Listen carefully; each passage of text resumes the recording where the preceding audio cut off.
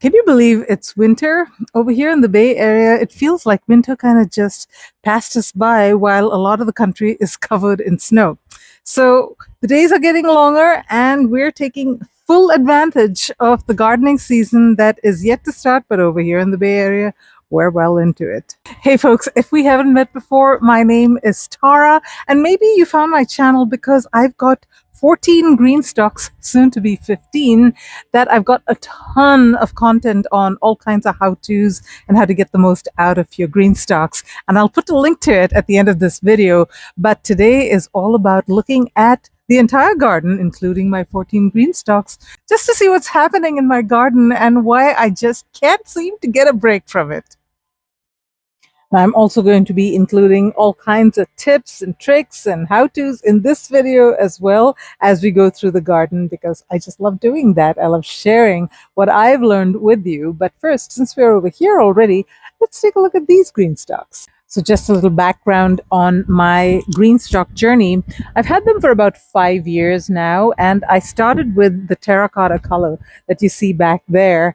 And I acquired about maybe 5 of them over the course of a couple of years. And I figured that terracotta was the only color I would ever want to get.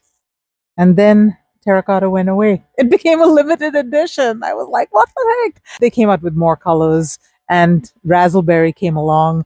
And then I got hooked on colors. So now I am into colors, and I'm going to show you all the colors that I've got so far. Now, they had a warehouse sale not too long ago, and a lot of people got a lot of green stalks really cheap. So I'm no longer in the top whatever as far as the number of green stalks I own, but 14 is still a good number, and I have really doubled down on getting the most out of them, because here in the Bay Area, like I said, we garden year round. And so I do not get a break, and my green stalks don't get a break either. So they're really pushed hard. So let's take a look at them and see what's going on right now in January. So these green stalks are the ones that I grow most of my veggies in. I am a big flower addict when it comes particularly to green stalks, and I always include them in my green stalks. But these green stalks are kind of semi-dedicated to vegetables only, because my other green stalks are dedicated only to flowers. Now, this green stalk used to be my prettiest one even up to a couple of weeks ago, and now it's kind of on its way out. This was my lettuce and greens tower. Now this is perpetual chard, and it's going to stay beautiful for a long time. In fact, it actually goes through our heat very well. But lettuce, I haven't harvested it sufficiently, but I am starting to see them bolting, for example, over here. So yeah, I've got to start to clean up this tower and get a new batch going. Now, one of the questions that a lot of people ask me is, hey, do you direct seed in your green stalk, or do you grow from starts? Well, I do both, but my preferred method is to grow from starts. And the reason is, let me turn you around and show you the reason, because it's right behind me. So this green stalk that you see here was direct seeded. And yeah, it takes a long time, you guys, from the time that the green stalk is planted up with seeds to the time that it starts looking beautiful. All the other green stalks, for example, this one right here, which has Joy Choy, I actually transplanted. Ooh, the sun's in my face here. Let me go back here. I actually transplanted Joy Choy, which is a wonderful F1 type bok choy. I grow it every year, but you can see how nice and full it looks compared to this that I direct seeded. In fact, I got so frustrated not having any beauty in this green stalk that I came and planted a few pansies here and there just to kind of brighten it up a little bit.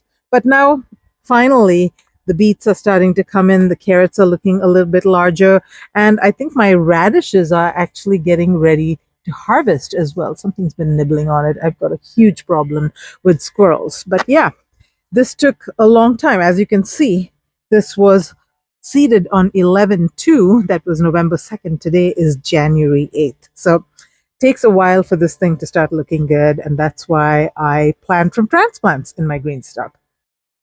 One thing that's really starting to take off all of a sudden here in this green stock is my sweet peas. Now I've got sweet peas, and I've got some chewed out scarlet runner beans that I'm hoping will come back. I think they are, that I'm going to be growing on this arch trellis.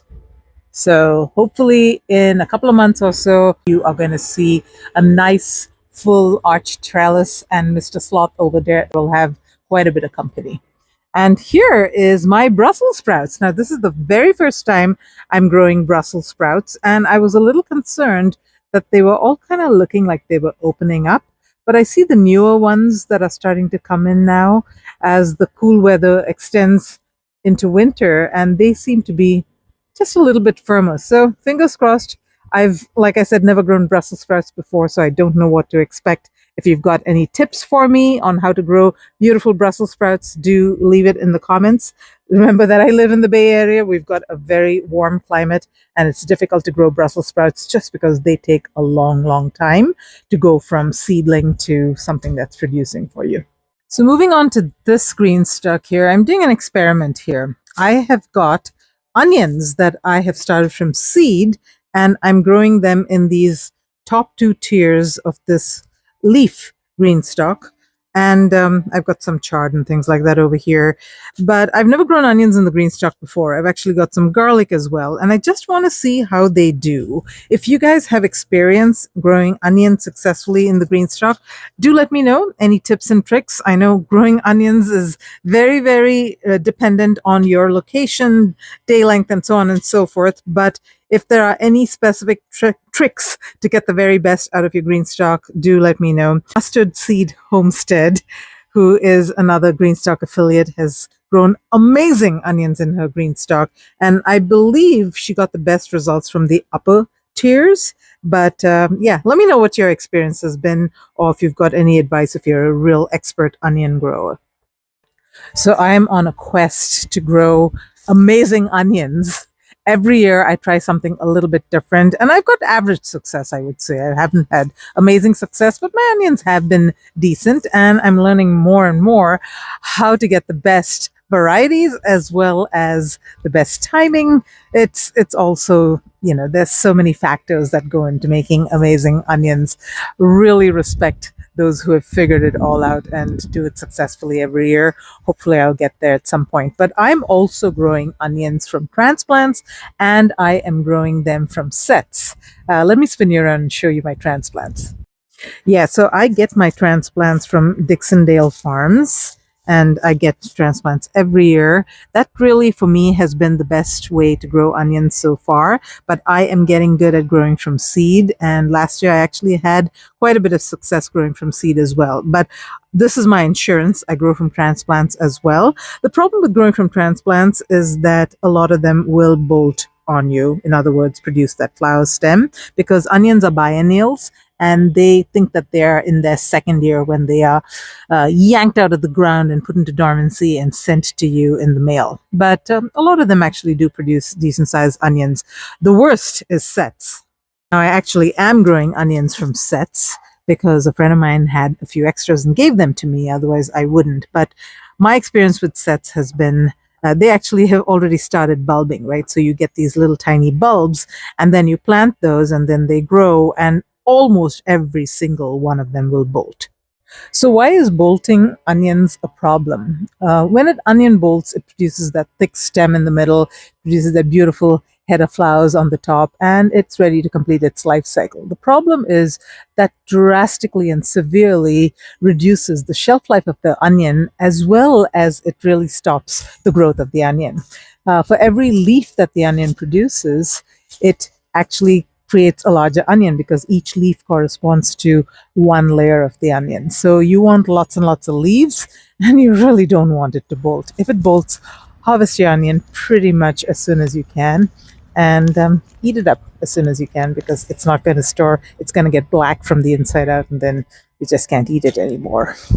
My garlic is growing really nicely. Now, I actually have quite a bit of success growing garlic, but there's also a timing thing, I think, with garlic. So this year, I'm also doing an experiment. I started some in October, and I started some in November. So I've got 3 batches going just to kind of figure out the right timing for me to get the best results. Again, with garlic as well, you want as many leaves as possible before it starts to bulb, because the more leaves, the more photosynthesis, the larger the bulb. And yeah, you don't want something like this where you've got 2. I probably planted a nice large bulb, but it was actually 2 of them, and I've got 2 plants, I'll get two really tiny bulbs as a result of it. Oh well, win some, lose some. Look at my artichoke. This is, I think, like the fourth year this thing is coming back. And I noticed I've got about, I counted there's about 4 plants coming. So hoping for some nice artichokes this year. Problem with artichokes for me is aphids get them every single year. And that, again, severely limits the plant. So I've got to stay on top of my aphid game this year. Yeah, I like growing a lot of perennials in my garden, like artichokes, asparagus, longevity spinach. A lot of those things come back year over year, and that means one less thing to plant and more food for me.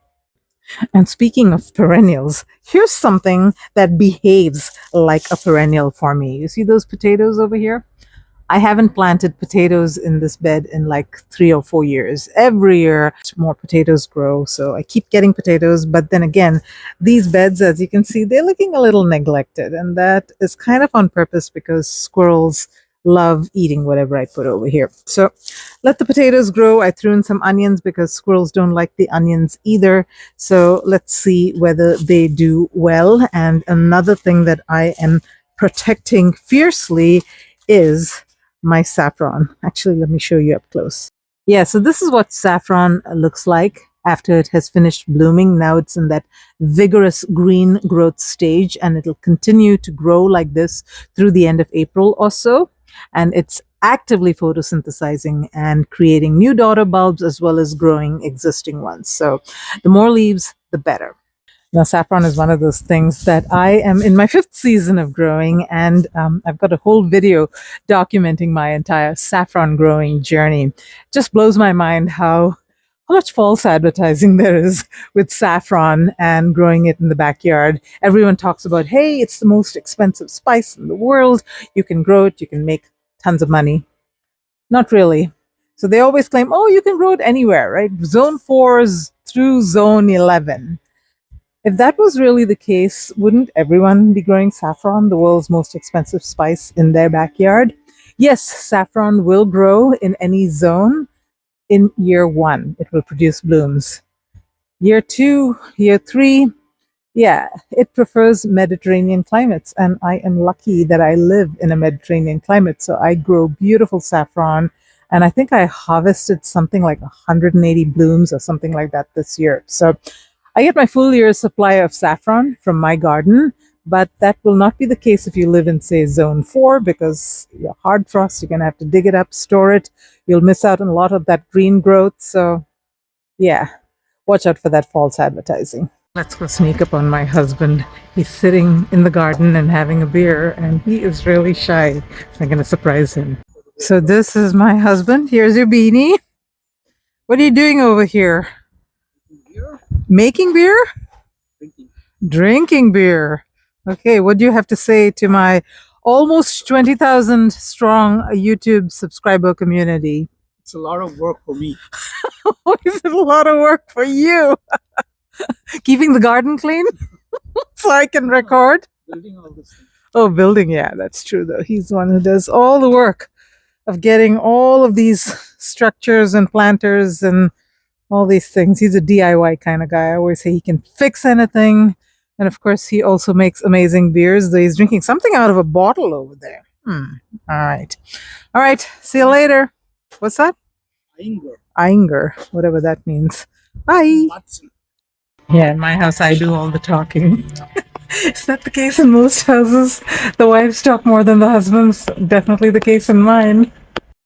So before we go check out some of my other GreenStalks and some other beautiful planters in my garden, let me spin you around and show you my greenhouse and what I've got growing in there. So one of the wonderful things about having a greenhouse in the Bay Area is that you can actually get a lot of your plants started outdoors.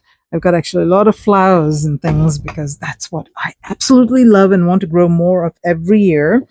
And I've got all of my GreenStalk trays that are all fully commissioned here and here, and lots of other trays as well that I'm getting my seeds going. So over here I've got, oh, this is purple lady bok choy. I actually want to show you how these look compared to the ones I transplanted to my GreenStalk. Yeah, so I happened to get them into my GreenStalk a little too early when they were too young, and they got eaten. and they're not growing as fast as the ones that are indoors. So, yeah, something about larger plants, when you get them transplanted, they are healthier. Yeah, so when you plant larger plants, they're able to withstand pest pressure, weather changes, and things like that much better than if you put teeny tiny plants. Now, these purple bok choy are ready to go outside, but they have actually been prone to aphids over here, and I've been regularly cleaning them out. So that's one of the advantages of having plants that you can supervise. Like in a greenhouse, you can actually get rid of pests before they become a major problem. I've got some arugula that needs a little bit of fertilization, but this is actually wild arugula. It's a perennial and it comes back year over year, grows great in the GreenStalk. And some of the other things, a red Russian kale. I've always got a succession of cilantro going. This actually is a variety called Santo. It's very, very long to bolt. Actually, it goes all the way through early summer. So get the slow bolt varieties, and particularly things like Santo take a long, long time to bolt, and then do succession planting because cilantro does best when it's a young plant. Now, these are tiny Tim sweet alyssums. They are a new variety that I'm growing. They were actually in a seed bundle that I did a collaboration with GreenStalk on, and they're a small variety. The thing about sweet alyssum is they grow and they cascade and they cover up your entire GreenStalk. So I'm hoping that this variety won't do that, but I'll still get the joy of having beautiful alyssum that the pollinators absolutely love. And I planted Sweet William in here. They haven't started sprouting yet because it's only been a couple of days. And over here, I just transplanted my bee balm, again, another perennial that I'm hoping to get into my garden. I've got a lot of herbs that are perennials in my garden, and I want a lot more. This is red Russian kale. This is purple cauliflower. Now, it's a little late in season for me to be growing cauliflower. I've already got cauliflower, fall cauliflower, that is forming a head, and I'll show you that later. But because our spring season is so short, things like cauliflower need to be planted in late summer, early fall, otherwise they just bolt. Here are some other interesting plants. These also are going to go in my garden and hopefully reseed every year. This is fleabane or erigeron. I used to see these all over Europe and I absolutely loved them. So now going to be growing them in my garden, in my GreenStalks, and hopefully they'll become a perennial in my garden. And here I've got yarrow. I love yarrow, and I got the pastel varieties and planted them in my garden, but I wanted darker colors. I wanted particularly red. Red's my favorite color. So I planted these out. This is called, I think, Fruit Basket or something like that. It's a mix of darker colors. So excited to grow these and really hoping for red. These sweet peas, way past their prime. I should have got them into the garden earlier. Oh well. Here I've got a bunch of volunteer pansies that I went and dug out from my GreenStalks, and I'll show you those GreenStalks, the blue and white ones that have pansies in them that are looking so pretty right now. So I always say that pansies and GreenStalks are a match made in heaven, and another match made in heaven is the color combination of snow with glacier blue. Now, actually, I think that snow would go with any color, and that's one of the main reasons I got it, but gosh, it's extra special with blue. So let me do the spin around for you. If you've been on my channel for any length of time, you know I love my spin arounds, particularly of these GreenStalks, because I haven't set up irrigation for them yet, so I can do that. First, got to get my citrus planter out of the way. This is one of my favorite Vago Garden products, you guys. By the way, I am a Vago Garden affiliate as well as a GreenStalk affiliate, and I would definitely appreciate it if you use the link in the description for both these companies. If you want to purchase their products, it'll support my channel so much. Thank you so much. But check out how this thing moves. Like literally, I can move it with one hand. This heavy thing can be moved with one hand. Sometimes it runs away from me if there's a slight slope that it's on, and it's a self-watering planter. So this citrus tree, which was kind of dying, actually just harvested all the citrus off of it, but it really came back to life after I put it in this planter. Anyway, let's push it out so I can do the spin.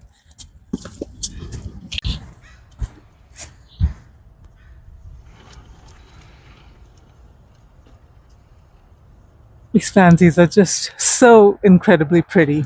So yeah, I usually buy the 6-pack from the nursery every year for pansies. They're not that difficult to grow, but they do take a long time. By the way, they reseed like crazy. So I've got all kinds of little pansies coming up that I can share with friends.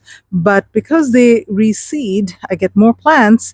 But also, if I let them reseed, like this, for example, it's a huge pod, and yeah, it's got all kinds of beautiful seeds in it, but it will take away energy from the plant and make it produce less blooms. So I always very aggressively deadhead my pansies whenever I see that they're kind of on their way out. Just take them away. Don't give them a chance to develop seed pods, because I want this, not this. So, one of the things about starting pansies from seed, they apparently need darkness to germinate. But clearly, these pansies did not get the message. Look at all those teeny tiny seedlings. Got to dig them up. This, by the way, is one of my favorite colors. I mean, you don't often see a bluish, purplish, mauvish color in nature and flowers, and I love the blue. Actually, it's more blue than the camera is showing. So. Okay, I put my shadow over it, and now it seems like it is a lot closer to what the real color looks like. Don't know why my phone's not recording the actual color. It's very blue. While I'm here, I also want to show you this planter. Now, this is about a year old as far as the plants in it go, and I know it doesn't look like it's got too many flowers right now other than the sweet alyssum, but the snapdragons are just going to fill up this entire thing in a couple of months or so. And these pinkish looking blood leaves, which by the way are a relative of the amaranth, how beautiful is it? Looks like coleus actually, but they will get a lot redder when the weather gets warmer. Right now they're kind of pale because it's cold, but I just absolutely love this planter, and I've started adding more things to this place.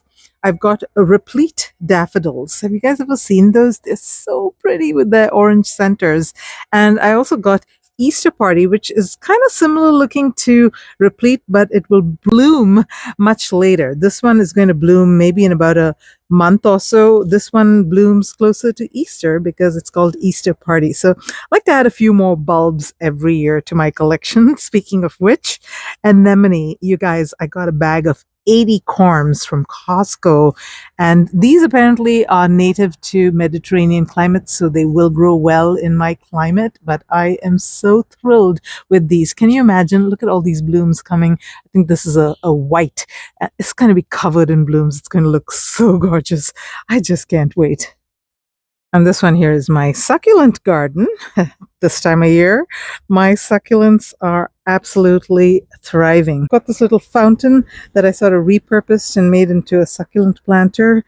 And yeah, grow succulents, you guys. If you're not growing them already, they will bring you so much joy. They like a little bit of shade in my garden because I got hot summers. So I moved them here where there's this oak tree. Right now it's bare of leaves, but during summer it's covered in leaves, and it will protect these from the intense heat of the sun. I've got this whiskey barrel planter. This someone on Nextdoor or something like that gave me. It's kind of falling apart, but I like the idea. Basically, it's a whiskey barrel that they have cut, and they've put pieces of wood and kind of sectioned off and made little planter sections. So I've put some of my succulents over here. Looking pretty nice, huh? This huge aeonium. Wow. A few other things before I lose daylight. I'm going to have to complete this video tomorrow. But yeah, my blueberries are all budding out. This blueberry plant is, I think, about 4 years old. It's a pink lemonade blueberry plant. It was basically a little 6-inch plant that I got in the mail from Baker Creek. Now look at it. It's huge. Obviously in need of pruning as well, so I'll do that when the active growth starts in spring. But yeah, it's budding out already. Maybe I should prune it sooner. This one also, these are all, what are they called? This one is a southern high bush. It's called sharp blue, just loaded with blossoms. I got so many blueberries from this. I've got an entire playlist on my blueberry journey, you guys. So check it out if you want to learn how to grow blueberries. I've got a special problem in the Bay Area that my soil is more alkaline. So I've got to grow it in acidic soil. That's the number one thing that blueberries don't just like, they absolutely require. I've got pepper plants that are still nice and healthy looking in spite of the fact that we are in the middle of winter. So I'm hoping that some of these will overwinter for me and survive. My dragon fruits do go kind of dormant during this time of year, and a lot of them get things like this. I just ignore it. You know, these are huge and very, very robust plants. Look at the way they push out roots that grow into wooden structures. Yeah, they're very, very hardy. And I've got this one growing in this, again, another Vago garden planter like the one that I just showed you, a self-watering one, but it's got this trellising for the dragon fruit. And these are actually different varieties. So this year I'm actually hoping to get fruit. I initially got this one from Home Depot. Tiny little plant. Didn't realize that it's not a self-fertile variety. It requires another partner in order to fertilize it. So I've gone ahead and grown some more varieties. So hopefully next year I'll get some dragon fruit. Look, you guys, tomato plants. Yeah, finally they're starting to die off because we are getting our cold spells. But this is the longest I've ever had a tomato plant last for me. My fig tree is fast asleep. And here is a planter that is completely filled with volunteer plants. These are all beets that are volunteers. They're actually starting to bulb up. So I love volunteer plants. I don't plant them, they produce for me. So let a few of your plants go to seed so that next year you'll get tons of volunteers. And oh, by the way, you can eat the leaves of beets, they are delicious. I've got a cauliflower head forming that I want to show you. My cauliflower grew really nicely over here. This is a self-blanching variety. It's, I think, Snowball. And it's just amazing how the leaves just sort of cover up that white head so that it stays nice and intact. Let me show you. Yeah, so this one is pretty much ready to harvest. It's a nice size. And what I mean by the self-blanching, I'll actually show you over here. You see the leaves, they kind of swirl and twirl and they cover up the head of the cauliflower that is forming underneath and really protect it. Normally for cauliflowers, you do want to blanch them.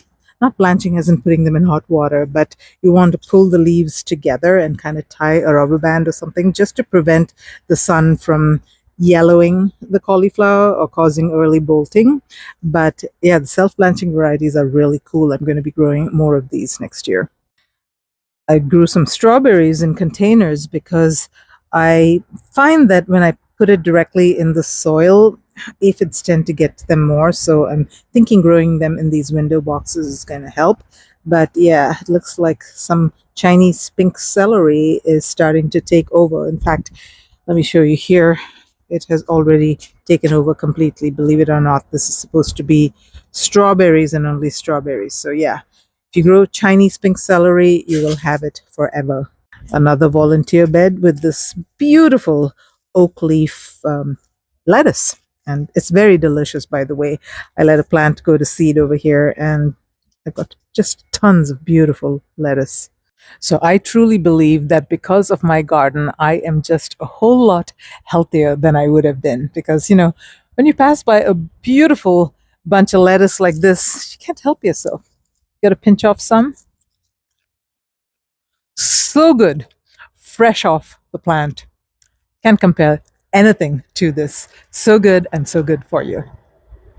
I'm standing in front of my garden enclosure. And for those that are following my channel for a while, you know that we built this in like August of last year. It's so funny to say last year, 2025. My son and my husband built this for me because the squirrels just, I, I can't handle them anymore. This entire set of 6 large raised beds, I completely left fallow last year because the squirrels were just getting everything. So my husband and son built this for me and fingers crossed, so far so good. All kinds of good stuff growing in there. Let me show you. Yeah, so I'm not very organized over here. I'm trying to get better, but I have got a large garden and it's really difficult to keep everything under control. I've got some beautiful volunteer leeks. Now, the thing about leeks is I transplanted them from somewhere else in my garden where they had seeded. You want to plant them really, really deep, and then you want to mulch them because what you're looking for is that tall, thick, white stem, and that comes only if you cover it up with mulch as it grows. I've got some actually not volunteer potatoes. They were in my pantry. I threw in a few over here and looks like they are almost ready to harvest. I've got some multiplier onions that I'm growing for the first time. These are Shirley Hammond multiplier onions. And the nice thing about these is they actually divide and produce decent sized onions, not just the greens. Of course, you can eat the greens as well, but they actually produce reasonable, largish onions compared to some of the other bunching onions that just produce that tiny thing. This produces maybe an inch, inch and a half in diameter. So that's pretty good. And like I said, I'm trying to grow more and more perennials. And so this is one of them. We use a lot of onions in our Indian cooking. This is saffron, by the way. So I've got it growing in these containers, and look how long. I mean, they're over a foot long, and they're going to grow to at least a couple of feet long before they're done in April. I've got my strawberry GreenStalk over here, and I'll put a link to the video as to what I'm doing, the experiment that I'm doing here, but I am trying to get sweet strawberries, you guys. So I'm also trying to keep the aphids out of them because aphids are just nasty. Aphids and squirrels, those are my biggest problems in my garden. So one thing that I am doing this year, which is different than previous years to keep the aphids under control, is I am using straight up alcohol, rubbing alcohol, to spray down the aphids. And so, for example, over here, I don't know whether you can see, but there are, let me scrub it a little bit, there are ants. And if there are ants, trust me, there are aphids. So spraying it with some rubbing alcohol, it has worked with other plants. Is it going to work with strawberries? Is it going to kill the strawberry plants? I don't know. But if you want to find out, you got to follow my channel. Yeah, aphids seem to find my strawberry plants no matter where they are in my garden. And these darn ants really do a lot to protect them. They have a symbiotic relationship. The ants get the honeydew, the aphids get the protection. It's just actually pretty amazing. But hey, I want strawberries too. The other thing that I do is I do remove any early strawberry buds. I mean, this plant is really tiny, so are the rest of the plants, and I really want them to focus on building strong roots so they give me better strawberries later on. So I remove buds whenever I see them, and I wait till the plant's a decent size before I let the buds start to actually develop. This other lemon green stalk has got all kinds of odds and ends. I need to clean it up and get it set for spring. I am waiting for the new strawberry pink planter, and I'm going to do a double color thing with this, and I'm going to be planting flowers in it, so can't wait. And I've got carrots growing here. Now, I threw too many seeds, and I am aggressively removing and thinning them, but it's such a horrible task for me. I hate thinning carrots. I'm going to do better next year. I'm not going to plant as many, and maybe I'll do rows, which will make it easier for me to thin them. And these are shallots, by the way. Shallots are another of those divider kind of onions, and I actually got a bag from Costco. I don't even think they were organic. Planted them, and you can see from each bulb you get multiple, and you'll have multiple shallots. So I love shallots. They're kind of a mild tasting onion. I've got peas that are really starting to take off. In fact, I can actually even see some blooms.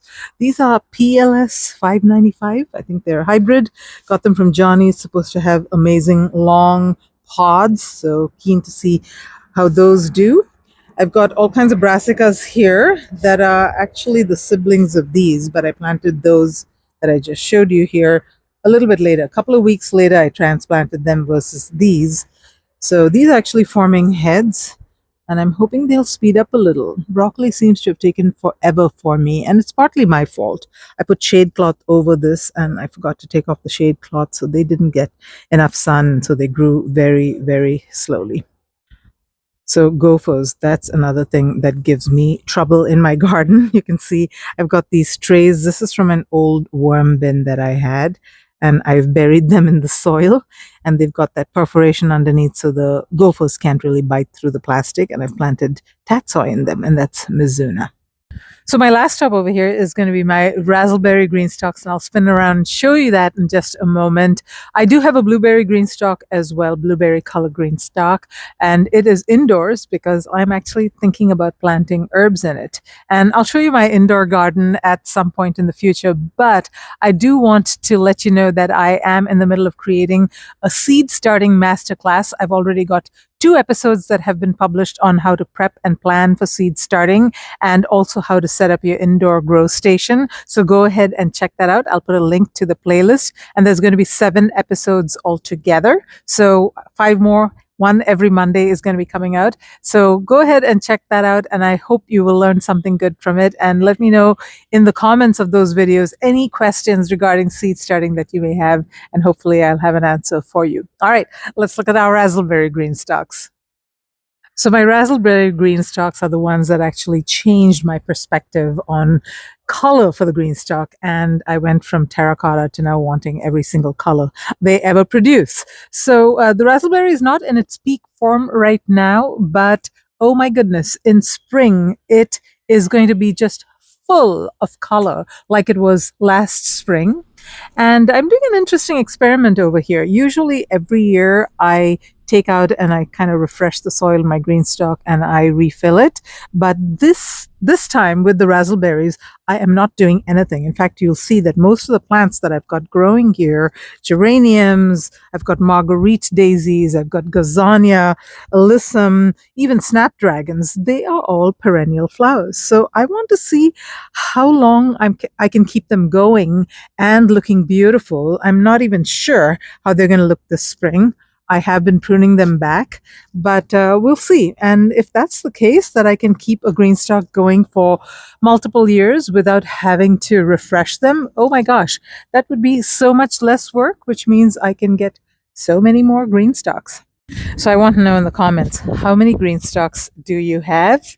And are you going to be getting the newest color that's coming in February, the strawberry pink? And also, do you love growing flowers in your green stalks? And what are your favorite flowers to grow? Until next time, folks, live green and love your greens.